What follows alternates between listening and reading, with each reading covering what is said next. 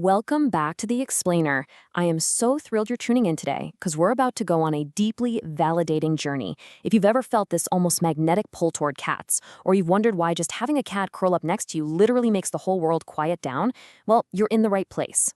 We're going to decode the real biological and psychological reasons we bond with felines. Let's get right into it. Okay, picture a scenario that is probably super familiar. Your cat slowly saunters up to your favorite coffee mug sitting right on the edge of the counter. They make direct, unblinking eye contact with you. And then, without breaking that stare, they just gently tap the mug right off the edge. Now, do you get mad, or do you kind of sit there and admire the sheer audacity? Well, if you chose the second option, you're about to learn exactly why your brain works the way it does. So here's the really crucial point. Being a quote-unquote cat person isn't actually about your personality at all. It's about your nervous system and how it processes the world around you. We spend so much time talking about introverts and extroverts, but the real secret to our feline affinity, it's deeply wired into our neurology. To really wrap our heads around this, we have to look at how different nervous systems find balance. Some people regulate their nervous systems through activity. They need external feedback, constant interaction, and outward structure. And for those systems, dogs are absolutely perfect. Dogs initiate contact, they match your excitement, and they keep energy moving outward.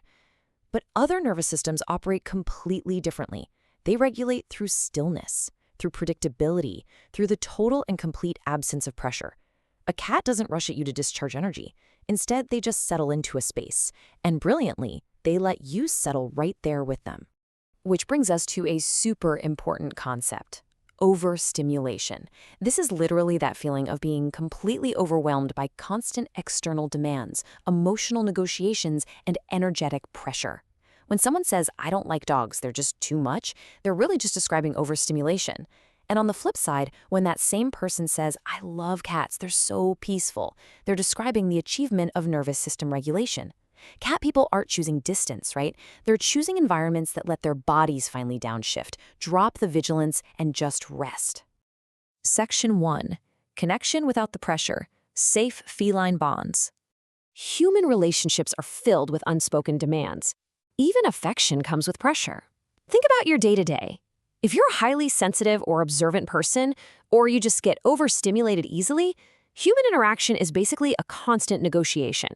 We're expected to respond quickly, explain how we feel, reassure everybody else, and match the room's emotional energy. It's totally exhausting. You're just constantly monitoring everything.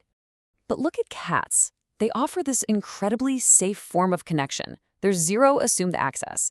A cat's affection is offered, it's never imposed. When a cat decides to sit on your lap, they do it without demanding a conversation or eye contact or some big emotional performance from you. Plus, there's mutual respect for boundaries. When they leave, you don't have to justify why the interaction is over. Consent is the whole central idea. With cats, affection has to be earned through attunement, not control. They literally teach us that true attachment doesn't require constant, exhausting proof. Section 2. The power of the purr. Biological regulation. This brings us to co-regulation. It's all about achieving internal balance and comfort just through the steady, undemanding presence of someone else. Your cat isn't just sitting there. Their actual physical presence is helping your body find its equilibrium. It's comfort without conversation, connection without performance. And this creates a very real biological chain reaction. When your cat starts purring, it operates at this low rhythmic frequency that your nervous system instinctively responds to even before you consciously realize you feel comforted. It happens in steps. Step 1, that low frequency sound registers in your brain. Step 2, your stress hormones physically begin to drop. Step 3, muscle tension across your body softens up. And step 4, your breathing gets deeper. These repetitive sounds literally signal safety to your brain, telling your nervous system, hey, no action or vigilance required here, just presence. For folks who spend their lives managing chaotic emotional environments, finding this specific type of regulation is so incredibly rare. Total silence can feel kind of empty or isolating, right? But loud noise feels overwhelming. The steady hum of a purr sits perfectly right in the middle. It fills the room without invading your personal space and gives you this profound grounding feeling.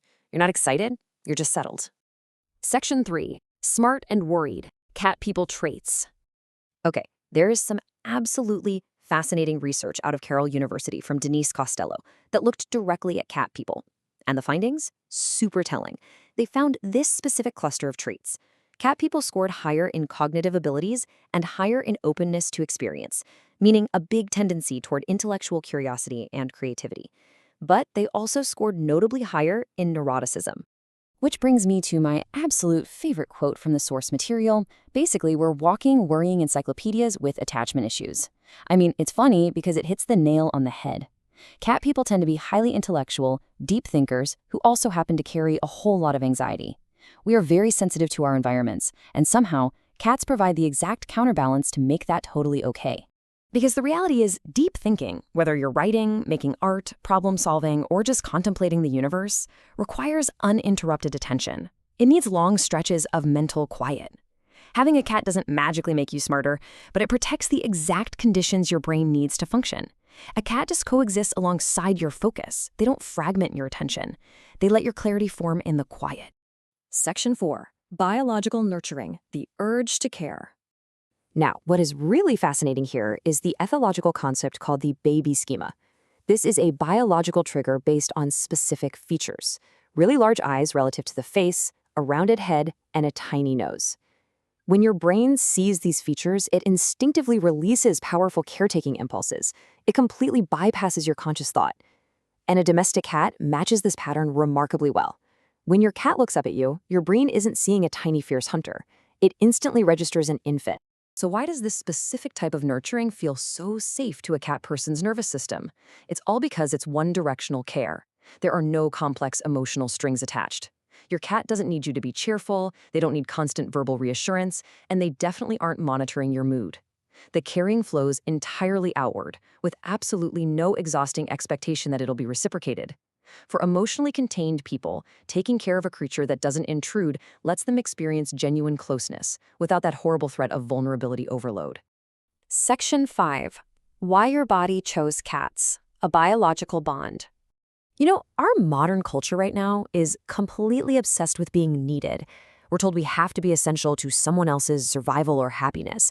But the psychology of a cat person flips that entire idea on its head. We love creatures that fundamentally do not need us, and that is kind of revolutionary. If you're drawn to cats, it doesn't mean you're cold or disconnected. It means you are beautifully wired for subtlety. It means you thrive on presence without pressure. You choose a companion out of pure preference, not dependency. So the next time your cat ignores you for 6 hours, only to suddenly demand to sit directly on your keyboard while you're trying to work, I want you to remember this explainer. You aren't just a cat owner, you are someone whose nervous system successfully found exactly what it needed to function in a very, very loud world. As the source material so brilliantly puts it, your cat didn't just choose you, your body chose your cat. Think about that profound biological bond the next time you hear that steady purr. Thanks so much for joining me for this explainer. I'd love to know, what other weird little behaviors does your cat do that might actually just be biological hacks for your brain? Let us know, and definitely pass this along to the other proud cat people in your life.